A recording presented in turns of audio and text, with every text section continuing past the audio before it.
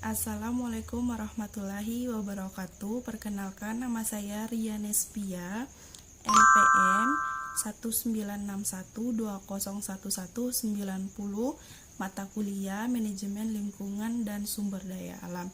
Baiklah, saya akan menjelaskan tentang materi pembinaan sumber daya manusia, hubungannya dengan pelestarian sumber daya alam. Sumber daya manusia dan sumber daya alam merupakan unsur hidup. Lingkungan hidup adalah kesatuan ruangan dengan semua benda, daya, keadaan, dan makhluk hidup, termasuk di dalamnya manusia dan perilaku yang mempengaruhi kelangsungan perkehidupan dan kesejahteraan makhluk hidup lainnya.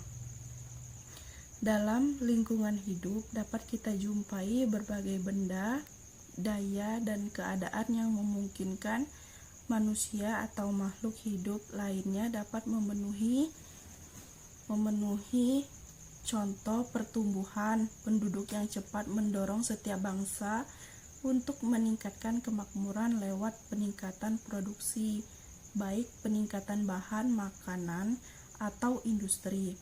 Hubungan pembinaan sumber daya manusia dengan pelestarian sumber daya alam.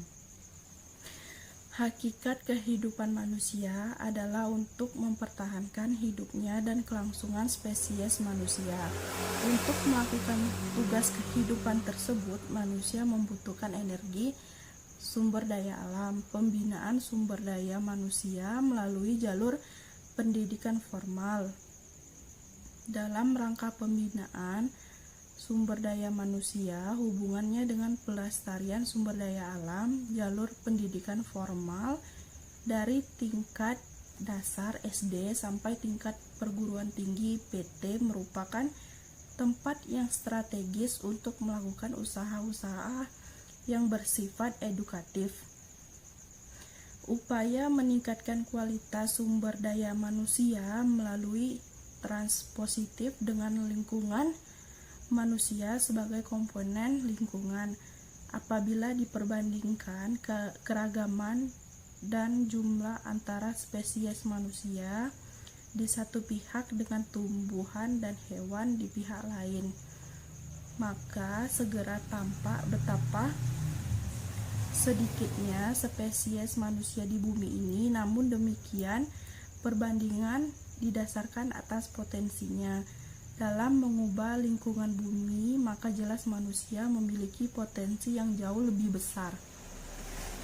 Bentuk hubungan manusia, lingkungan, manusia berinteraksi dengan lingkungan hidupnya. Ia mempengaruhi dan dipengaruhi oleh lingkungan hidupnya, dan ia membentuk dan terbentuklah oleh lingkungan hidupnya manusia. Seperti ia adanya, yaitu disebut fenotipe, adalah perwujudan yang dihasilkan oleh interaksi sifat keturunannya. Genotipe dengan faktor lingkungan, sifat keturunan yang terkandung di dalam gen yang merupakan bagian kromosom di dalam masing-masing sel tubuh, menentukan potensi manusia apakah suatu sifat genotipe itu terwujud atau tidak. Tergantung ada atau tidak adanya faktor lingkungan yang sesuai untuk perkembangan sifat itu.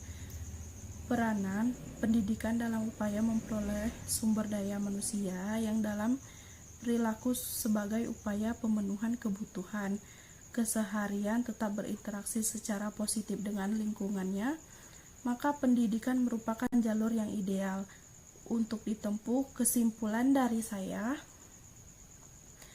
peningkatan sumber daya manusia diarahkan kepada pengusahaan ilmu dan teknologi untuk mengolah sumber daya alam tanpa merusak keseimbangan ekosistemnya, dan bahkan mampu melaksanakan usaha-usaha konservasi sumber daya alam tersebut. Dengan demikian, interaksi yang terjadi antara manusia Indonesia dengan lingkungan adalah interaksi positif. Untuk dapat berinteraksi positif, maka manusia Indonesia harus belajar untuk mengenal dan mengetahui kedudukan sebagai salah satu pembentukan ekosistem, baik melalui pendidikan persekolahan formal maupun di luar persekolahan non formal. Sekian penjelasan materi dari saya. Bagi teman-teman yang ingin bertanya, silakan di kolom komentar. Lebih dan kurangnya saya ucapkan terima kasih. Assalamualaikum warahmatullahi wabarakatuh.